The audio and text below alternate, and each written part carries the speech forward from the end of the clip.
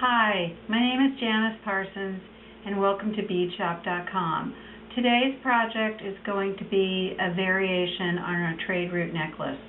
This is the necklace that we have in our handout, and it's done with micro-macramé, and it uses Superlon 18 thread, and you learn to silk wrap with wire. And we're taking this one step further, and we're now micro-macraméing with a finer cord. We're silk wrapping around a disc, adding a bead. We'll get a close-up of that later. And we're also going to be doing some wire wrapping.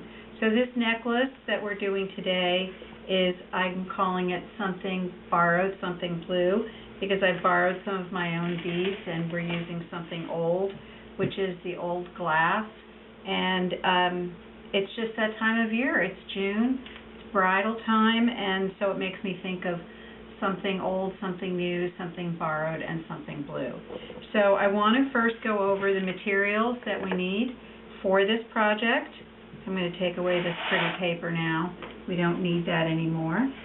You need some kind of a design board, or I use a pan. This is my trusty Williams-Sonoma baking pan, but you could use anything. It doesn't have to be a high-end baking pan. You could use any kind of a towel. We have some very cool bead mats you can use. This is a towel drying mat. I use two of my trusty large binder clips, one on each end. And one of the reasons why I like this board is that when it's short, my project's short, and I'm macrameing, I can use the short end, and then when the project gets long, I can simply move my clips, to the long end, and then I can do it this way. So that's the nice thing about having a rectangular pan. I also have a head pin, and I like the ones that have the little decorative ball on the end, because it's a little harder to get out. And all of this is in the trade route handout. I'm not going to be going over every single knot in this project because we put it completely together in the trade route handout, and it's absolutely complete step by step. But I do want to go over some of the things that make this design unique. And I get asked a lot by students, well, how do I pick my beads? And so I want to go over some of that to give you really some inspiration so that you'll have fun making something of your own. So I wanted to share with you first the thread, because in macrameing, micro or otherwise, larger would be macrame, is the size of your thread. And this is the Superlon 18, and it has a little spring to it. You can see it's a little stiffer. And then we have the tough cord, which we carry in 3 and 1, which is really a terrific cord. And we're also getting in the Ceylon, so by the time this is up on the web, we probably will also be carrying the Ceylon, which is even finer. So this is the 3, and then this is the finest that we carry in the tough, which is the 1. And you can see in this, I'm going to move these cords now, that this part of the design was knotted with the number 1, and then the silk wrapping, I've got to get the right side here, okay. The silk wrapping around the disc was done in the Superlon and also in the tough number 3. So there is a difference. You can see between the 3 and the 1 that there is a difference in the knot size. So the finer you go with your thread, the smaller the knot. You can also change up your thread, so you can have the center of your thread being a number 1. If you have very fine gemstones and you want a slightly heavier knot, you can use the 3 to knot with. So the more you practice macrameing, the more fluent you become in the language, the more you'll understand what threads and how you can mix them and add threads. But this is for this project is a great beginning.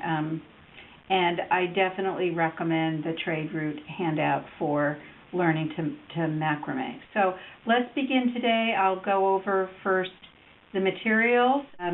I like to pick, I usually stay with one or two colors in a project.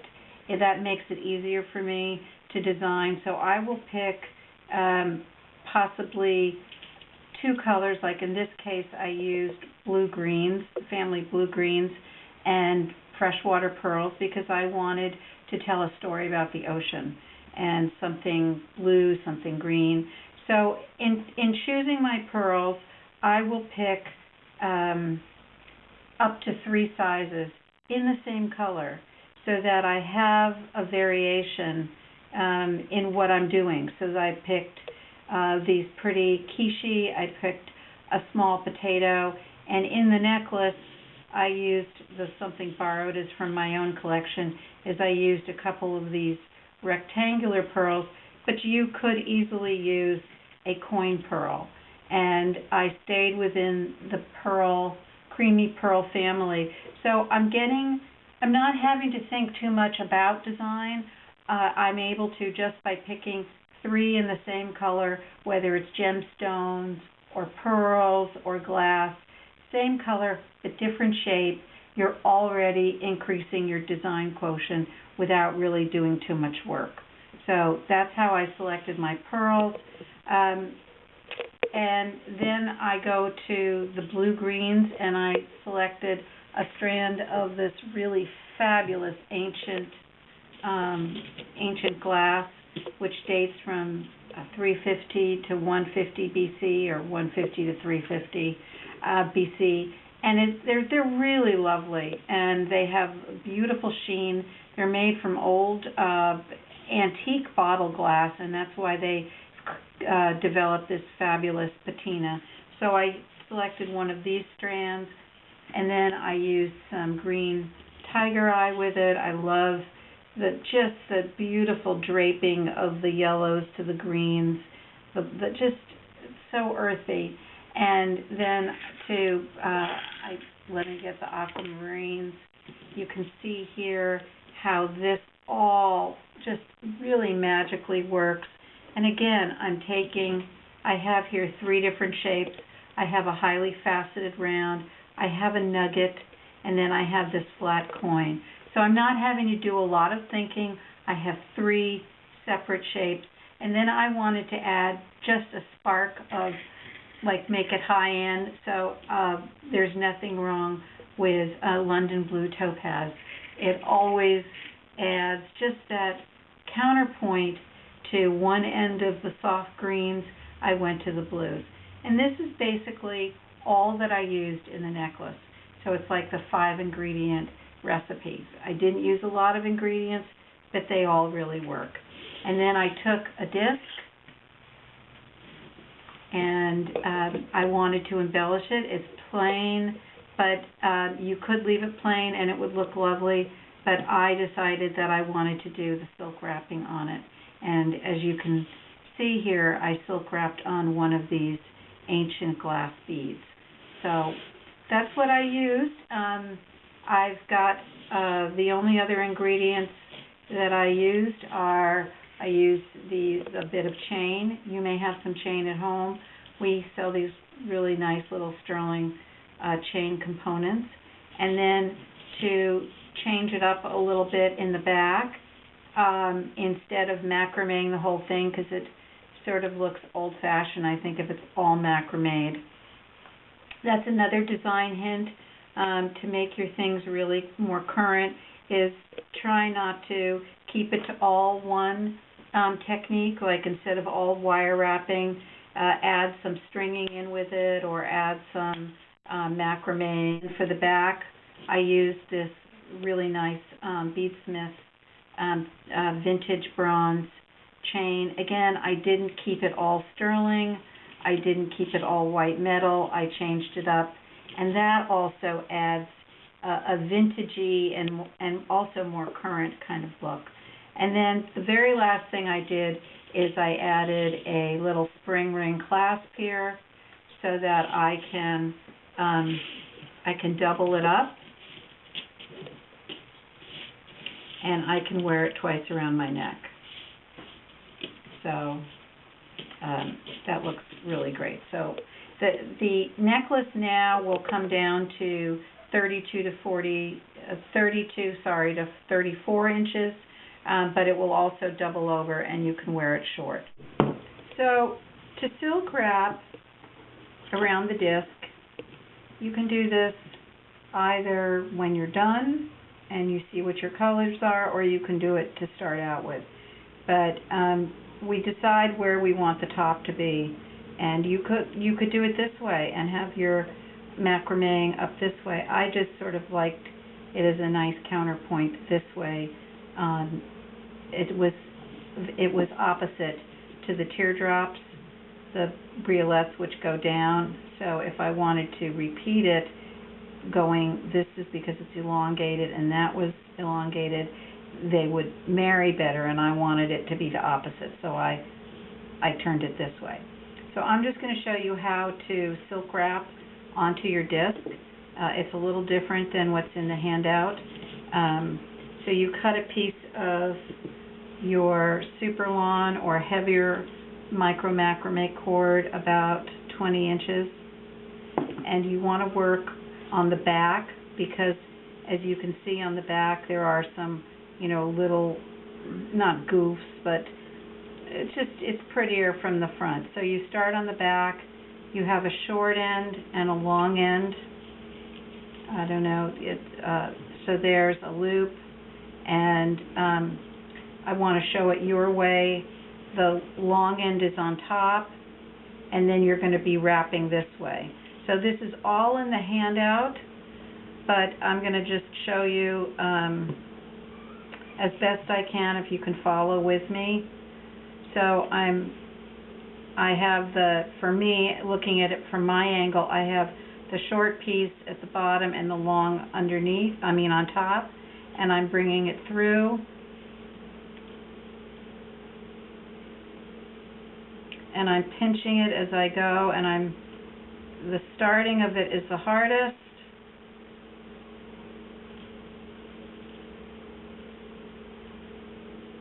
And then all I do is I wrap it side by side.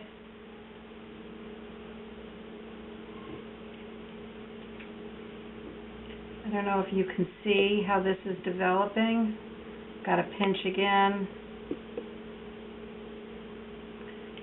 This super lawn and tough is just perfect for this, because it's really kind of got a lot of tooth to it, so it's fairly easy to work with. I wouldn't recommend silk at all for this. It's too smooth. So I'm just going as far as I feel like it, and of course the shape is going to influence, the shape of the disc is going to influence where the thread grips. But I'm going to just I'll go one more, bringing it through. Okay, and then I'm going to bring it around, and then I take that tail and I come through. I'm just going right through the loop that I had created, and I'm letting go of that. And then I'm going to take the original tail and I'm going to pull that in. But before I pull it under, excuse me, before I pull it under, I want to take just a little bit of glue and put it along the thread. I don't normally do this with silk wrapping, but because it's on this metal disc, it just has a tendency, I don't want that much glue. I just want a little bit of glue so that when it sits under there, the glue is going to hold it. So then I pull on both of them, and my knot is right underneath in the middle. And this is what you'll see from the front, which is kind of cool. And then to cut these off, you can use just a wire cutter, or if you want to be extra fancy, You can use a thread burner, which I love. You just have to heat it up and then bring it down to where you want it to seal the thread. There. And there's the first one, and that's how you do them. So you can repeat them. If you want to add a bead like I did here, you just string it on and then loop through and put your thread around it. It's not rocket science, it's really easy. And just leave a space for where you're going to add your loops, or wrap the whole thing and then your loops can go around it. You do it as fancy or as simply as you want. It's that easy. So I wanted to show you a section where when you have gems or beads with very fine holes and they won't go onto your double needle with thread, you can actually put it on one of your outer cords, and then just like you would the rest of the project, which you'll learn about in the trade route handout, you can just knot around it. In this project I've done 8 knots, so I count 1, 2, so my third is here, and I pull evenly, not too tight but just evenly, so that's 4, 5,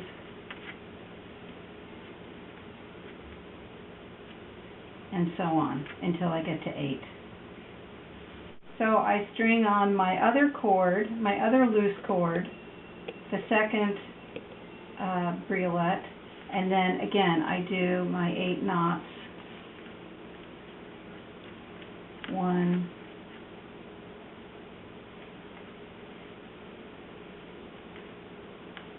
2. So my evens are always on my left side and my odds are always on my right side. It becomes sort of zen. That's 3. So I did 8, but you can do any amount you want. So I have also pre-strung some of my pattern, which is down below, and I like to do these little pearls together as a unit. They look so graceful when you do them together, or any little beads. So again, I'm doing my 8 knots. You'll probably get much faster than I am as you get better at macrame. Again, this is the flat knot, and it's done equally, first on the right, then on the left, and I did it, as I said, 8 times. And I just want to talk with you for a minute about the design. I'm doing this on the green paper so you can really see it. But for the macrame portion, let me move this out of the way. For the macrame portion of the design, what I did is I just strung randomly. I mean, there's no rhyme or reason to my design. I picked the 3 in the greens, 3 different shapes in the green. I picked 3 different shapes in the pearl. I did it randomly. I came down here, I did my loop, which is explained in the trade route handout. And then to do it on the other side, I started again at the back. I'm going to show you from back here. And then all I did was I mirrored it. And that's how I got my pattern, which looks so eclectic, but feels symmetrical because I mirrored the right with the left. And that's on the back again. And that's how it's done. And then in the back, it's just literally just wire wrapped with round nose, needle nose, and bent chain nose pliers. And I use 24 gauge craft wire, whatever will fit your beads. Don't go really any thinner though than 24, because I think this pendant and the weight of the necklace won't support 26 gauge wire. So thanks so much. I hope you enjoyed micro-macrameing with me, and have a great day, have a great beading week, and come visit us again. Thanks so much. Bye-bye.